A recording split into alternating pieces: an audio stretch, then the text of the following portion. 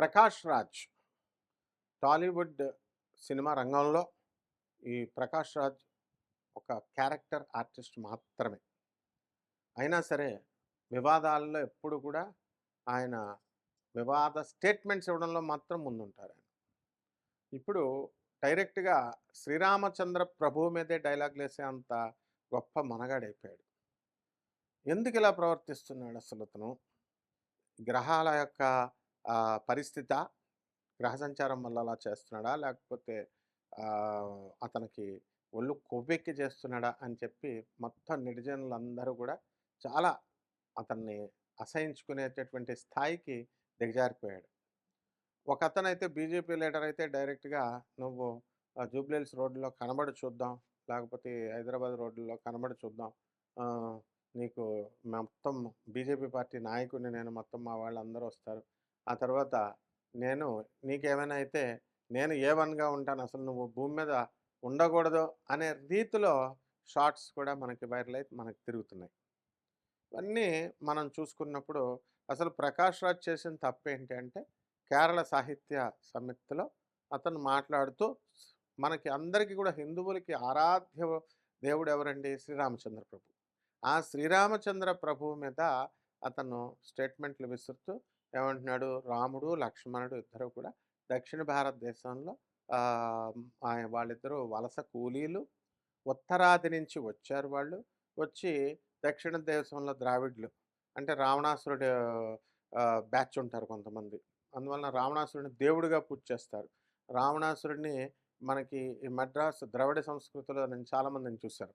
వాళ్ళు అటువంటి రావణాసురుడి తోటలో వీళ్ళిద్దరూ వలస కూలీలుగా పనిచేస్తున్నారు. పనిచేస్తే వాళ్ళకి దొంగతనంగా పళ్ళు కోసుకున్నారు. తర్వాత ఈ యొక్క అది చూసి శూర్పణఖ కంప్లెయింట్ చేసింది. వాళ్ళ అన్నయ్యని నిలదీసి అడిగినందుకు గాను ముక్కు కోయించేశాడు లక్ష్మణుడి చేత శ్రీరామచంద్ర ప్రభు అని చెప్పేసి చెప్తాడు. దీనికి కారణం ఇది అంటూ మళ్ళీ అట్ ద సేమ్ టైమ్ ఏమంటాడు? రాముడిని నేనేమి అనలేదు. లక్కీ అని పిలిచాడు లక్ష్మణుడిని అని కూడా అంటాడు. ఏదో క్రిస్టియన్ ఫ్లేవర్‌నిస్తూ. ఆ తర్వాత నన్ను యాంటీ హిందూగా చూపిస్తున్నారంటాడు. క్షమాపణలు చెప్తున్నట్టే చెప్తూ నేను చాలా వ్యవసాయం మీద పనుల మీద వెళ్తున్నాను నేను. ఇది ఈ ఇంతటితో ఈ టాపిక్ మానేసి మీ మీ పనులు చూసుకుంటారా? లేకపోతే ఇలా వాగుతూ ఉంటారా?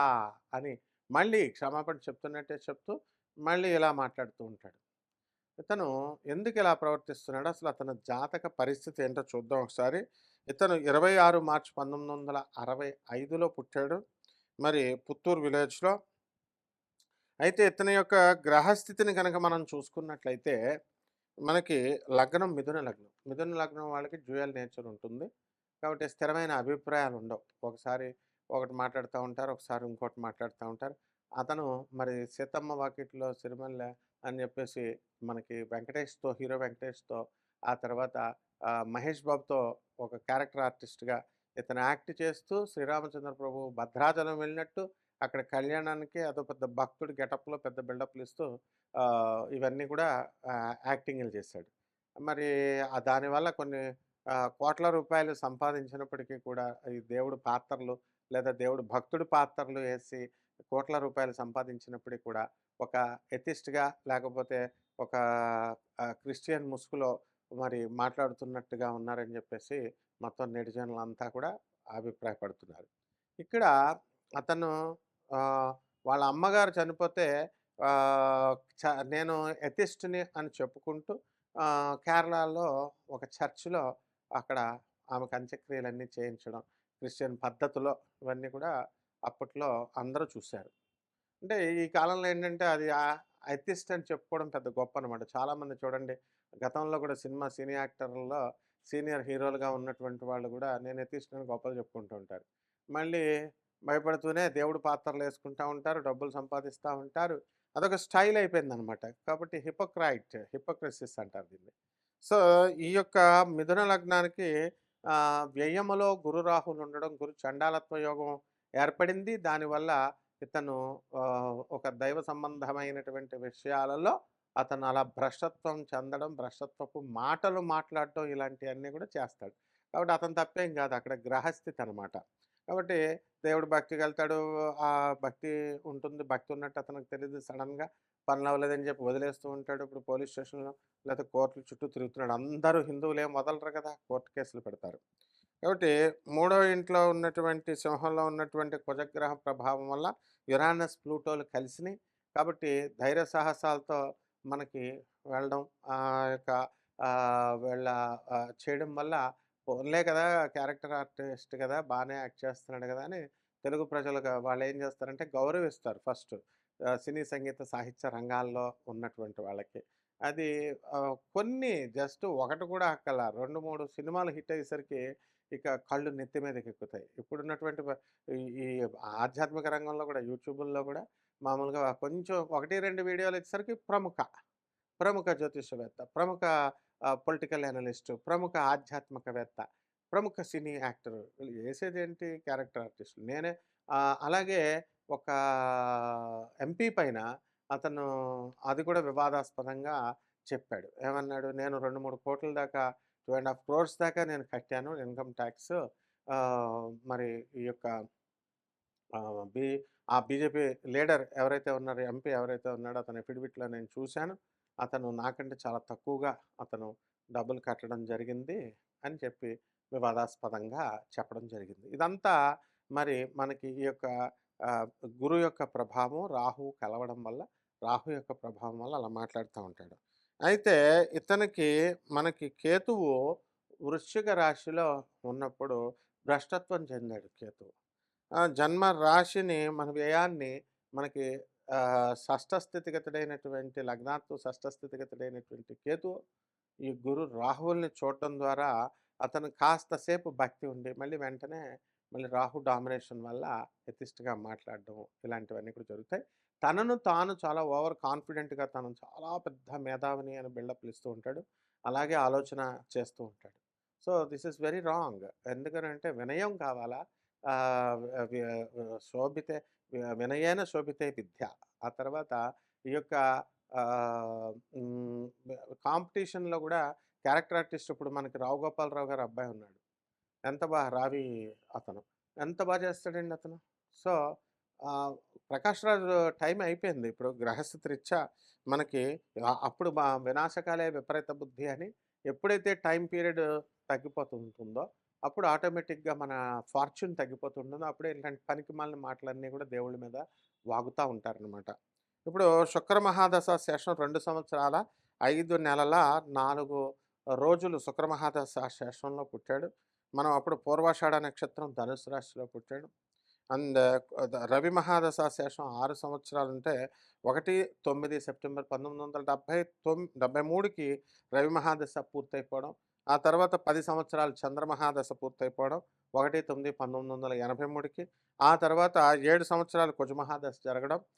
అది 1, 9, 1990కి కుజమహాదశ అయిపోవడం. రాహుమహాదశ 18 ఏళ్ళు. 1 సెప్టెంబర్ 2008కి రాహుమహాదశ పూర్తయిపోవడం. గురు మహాదశ 16 ఏళ్ళు. 1 సెప్టెంబర్ 2024 వరకు కూడా గురు మహాదశ కంప్లీట్ అయిపోయింది. ఇప్పుడు శని మహాదశలో ఉన్నాడు. శని మహాదశ 19 సంవత్సరాలు. 1 సెప్టెంబర్ 2043 వరకు ఉంది. అయితే ఈ శని స్వక్షేత్రగతుడైనటువంటి ఈ యొక్క కుంభరాశిలో మరి ఉన్నప్పటికీ కూడా భాగ్యములో ఉన్నప్పటికీ కూడా ఇతను రవి, బుధ, శుక్ర గ్రహాలు మరి ఈ యొక్క రాజ్య స్థితిగతుడై ఉన్నాడు కాబట్టి వృత్తి కూడా అతనికి ఎన్నో ఆటుపోట్లుంటాయి. ఇప్పుడు ఈ వివాదాస్పదమైనటువంటి ఈ స్టేట్మెంట్స్ ఇలా ఇవ్వడం వల్ల అతనికి బెనిఫిట్ కంటే కూడా లాస్ ఎక్కువగా ఉంటుంది. విత్ ఇమ్మీడియేట్ ఎఫెక్ట్ ఇతనికి కొన్ని సినిమాల్లో ఉన్నటువంటి ఆఫర్స్ అనేటటువంటివి వెంటనే కట్ అయిపోవడానికి అవకాశాలుంటాయి. అండ్ కొత్తగా కూడా ఆఫర్స్ రావు. ఇప్పుడు శని మహాదశ కాబట్టి ఆ చార్మింగ్‌గా ఇది పోయింది. అండ్ ఇంగ్లీష్‌లో ఏదో పెద్ద స్టైలిష్‌గా ఇంగ్లీష్ మాట్లాడుతున్నట్టు, ఏదో ఇంటలెక్చువల్‌గా మాట్లాడుతున్నట్టు. ఇతను ఏమన్నా టీచింగ్ కమ్యూనిటీకి చెందినటువంటి వాడా? లేకపోతే ఇంటలెక్చువల్ కమ్యూనిటీకి చెందినటువంటి వాడా? అండ్ ప్రజలు గూడా ఏదో మాట్లాడుతుంటే కొంతమంది సినిమా ఆర్టిస్టులున్నారు. వాళ్ళు క్యారెక్టర్ ఆర్టిస్ట్‌లే వాళ్ళకేమి మెగా హీరో ఎప్పుడన్నా 'ఎంజీఆర్' అట్లా మాట్లాడాడా? 'ఎన్టీఆర్' అట్లా మాట్లాడాడా? హ్మ్. అక్కినేని నాగేశ్వరరావు గారు అట్లా మాట్లాడారా? కాదే. కాబట్టి నడమంత్రపు సిరులు ఉన్నటువంటి వాళ్ళు మాట్లాడతారు. ఇటువంటి వాళ్ళు చూసేటటువంటి సినిమాలు జాతకరీత్యా కూడా అంతా బ్యాన్ చేసేస్తారు. ఇంకెవరు జనాలు చూడరు. ఇప్పుడు సినిమా దశ ఆకర్షణ తగ్గిపోయింది. కాబట్టి ఆ ఫ్రస్ట్రేషన్‌లో అలా మాట్లాడుతూ ఉంటాడు. అండ్ అట్‌లీస్ట్ అపాలజైజ్ చేసేటప్పుడు కూడా అతను ఏమని మాట్లాడుతున్నాడు, "ఇంకా వాగుతారా? ఇలాగే మీ పనులు మీరు చూసుకోకుండా" అని చెప్పడం ఇలా జరుగుతోంది. సో, సినిమాలు అనేటటువంటి పాత్రలు ఉన్నప్పుడు మాత్రమే ఫుడ్డొస్తుంది. ప్రేక్షకులు వాళ్ళు దేవుడు చక్కగా దేవుడు లేడు, దేవుడు రామచంద్ర ప్రభువు మీదే స్టేట్మెంట్‌లివ్వడాలు ఇలాంటియన్నీ కూడా వీట్లి వల్ల లాస్ అనేటటువంటిది ప్రత్యక్షంగా ఈ సినిమా దశలో మీకు ఖచ్చితంగా కనబడుతుంది.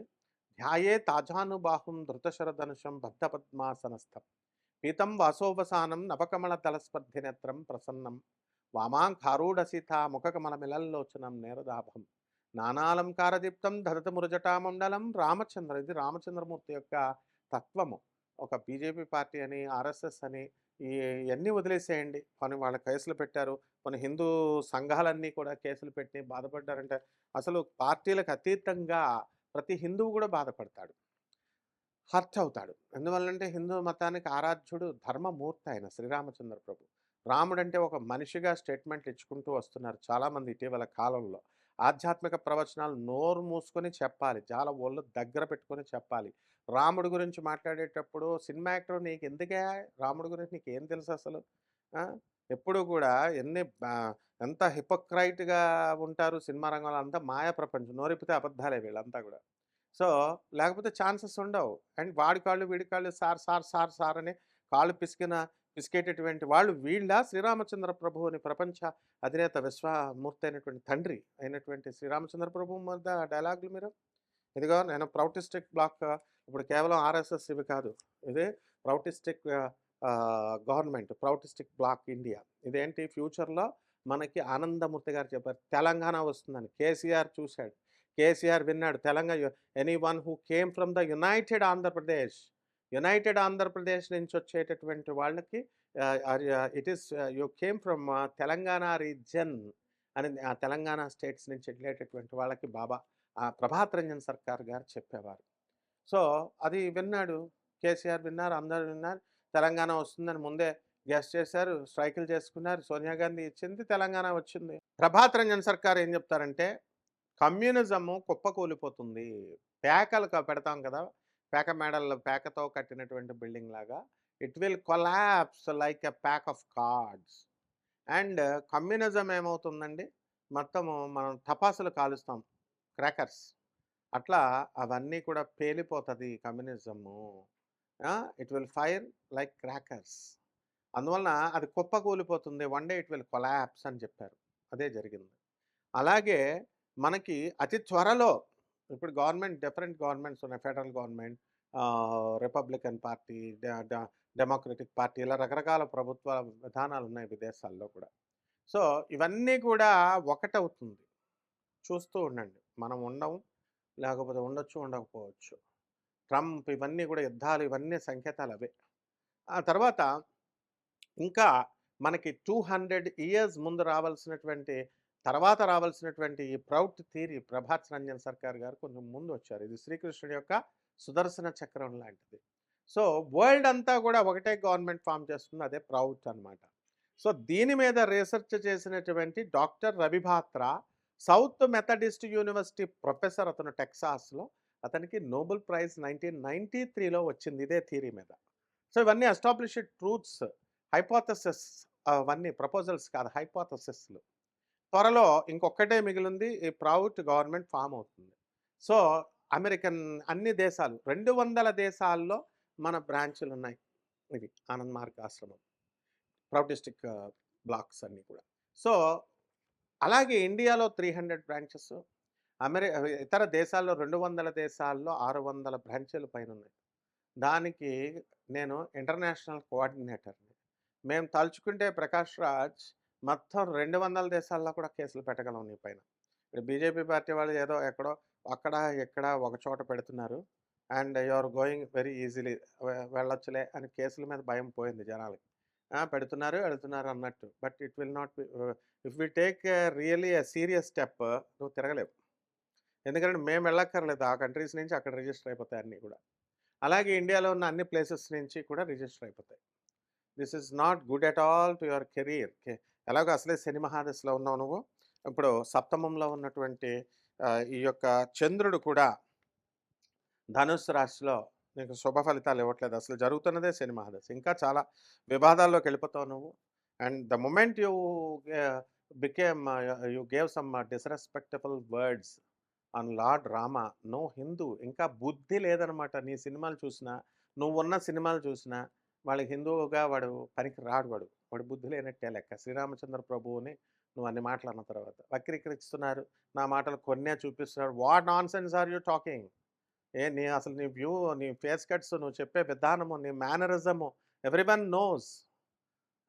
అండ్ ఇంటలెక్చువల్‌గా ఏదో నీకొక్కడికే ఇంగ్లీష్ వచ్చినట్టు, మిగతా వాళ్ళకి రానట్టు. This is all nonsense. Lord Shriram జోలికి ఎవడొచ్చినా సరే, బిసైడ్స్ పార్టీస్, పార్టీస్ వదిలేసేయండి, పొలిటికల్ పార్టీస్ తోలు తీసేస్తారు. అందులో డౌట్ లేదు. సో, ఇంకెప్పుడు కూడా ఈ పొరపాటు చేసుకోకుండా జాగ్రత్తగా, చక్కగా ఆ యొక్క సినిమా భిక్ష వేశాడు నీకు. 'సీతమ్మ వాకిట్లో' శ్రీరామచంద్ర ప్రభు నీకు భిక్ష వేశాడు. ఆ భిక్షతో డబ్బులు అవన్నిట్లో బతుకుతున్నావు నువ్వు. ఏ దేవుడి పాత్రలేసావో. అదే దేవుడిని అనడానికి నువ్వు సరిపోవనమాట. నీ స్థాయి సరిపోదు. అండ్ ఎవ్రీవన్ గుర్తుంచుకోవాల్సింది, చాలామంది ప్రవచనకారులు కూడా ఒళ్ళు దగ్గర పెట్టుకొని చెప్పాలి. సాధువులైనా, సన్యాసులైనా, ప్రవచనకారులైనా. ఏం వాగుతున్నారు? రాముడు మనిషి, రాముడు దేవుడు కాడు, రాముడు మటన్ తిన్నాడు, చికెన్ తిన్నాడు, సూసైడ్ చేసుకున్నాడు, కృష్ణుడు చచ్చిపోయాడు, 7 రోజుల తర్వాత వరకు శవం, దిక్కులేని శవం అర్జునుడొచ్చి కాల్చాడు. ఏదో భాగవతంలో ఏదో పనికిమాలినోళ్ళు రాసినవి తీసుకొచ్చి చూపిచ్చి సైటేషన్స్. మూల గ్రంథాలేంట్రా? మూల గ్రంథాలేంటసలు? ఆ! మేము చదివాం అవన్నీ గూడా. మాకు తెలుసు అవన్నీ కూడా. I disappeared. Lord Rama had disappeared in the Sarayu నది. Lord Krishna had disappeared. Went to his సాకేతానికి వెళ్ళిపోయాడు రామప్రభు. ఆయన బ్యాక్ టు గాడ్ హెడ్‌కెళ్ళాలి. మీరిక్కడే భూత ప్రేత 60 సంవత్సరాల కంటే దాటి బతుకుతాడా ఎవడైనా మీరు? So, you can't. Because organs dysfunction వచ్చేసినియి. 60 ఇయర్స్ దాటితే ఎవడు గూడా ఉండడు. ఇప్పుడున్నటువంటి ఏజ్ దాన్ని బట్టి. ఎందుకు దేవుడిని అనవసరంగా ఇచ్చేయాలా? సో, ఇటువంటి వాళ్ళకందరికీ కూడా ఇదంతా వినాశకాలే, విపద్బుద్ధి, గ్రహస్థితే. దీనివల్ల we have to show pity on Prakash Raj. అతను ఒక మామూలు లెజెండరీ యాక్టర్లు, గిజెండరీ యాక్టర్లు ఏముండరు. మీరు మీరు పనికిమాలినోళ్ళు ఇచ్చిన డిగ్రీల వల్ల, పనికిమాలినోళ్ళు ఇచ్చిన అవార్డుల మీద మేము చాలా సెలబ్రిటీస్, మేము చాలా గొప్పోళ్ళు అనుకుంటారనమాట. అదొక ఎంటర్‌టైన్‌మెంట్ ఫీల్డ్, సినిమా ఫీల్డ్. ఆ సినిమా ఏదో యాక్ట్ చేసుకుంటారు, పోతారు. 4 డబ్బులొస్తాయి, ఎళ్ళిపోతారు అంతే. 4 సెలబ్రిటీలు ఏంటి ఆళ్ళ మొహం? దేవుడిని ఎప్పుడైనా సరే రామచంద్ర ప్రభు జోలికి రావద్దు ఎవరు కూడా. రామచంద్రుడిని అనడము, డిగ్రేడ్ చేయడము, ఇది వంశనాశనం అవుతుంది. దైవ నింద, ఇట్ ఇస్ సిన్. నో శాస్త్రాస్ గిస్త్రాస్ అన్నీ తీసేయి. నువ్వు రేషనల్‌గా మాట్లాడుతున్నావు. రేషనల్, సైంటిఫిక్ అప్రోచ్, లాజికల్‌గా చెప్తున్నాను. So, it is a warning to all, not only to him. And ప్రజలంతా కూడా ఎంత రియాక్ట్ అయ్యారు. ఒక ముసలామె, ఆమె ఒక హిందూ స్త్రీ ఉండి చక్కగా నేనుంటాను అని చెప్పి, నీకు మతి చెడిందా అని అందరూ రియాక్ట్ అయ్యారు. This not good at all. So, ఇక నుంచి అలాంటి స్టేట్మెంట్స్ ఎవ్వరి నుంచి కూడా రాకూడదని మనం కోరుకుందాం. శుభమస్తు.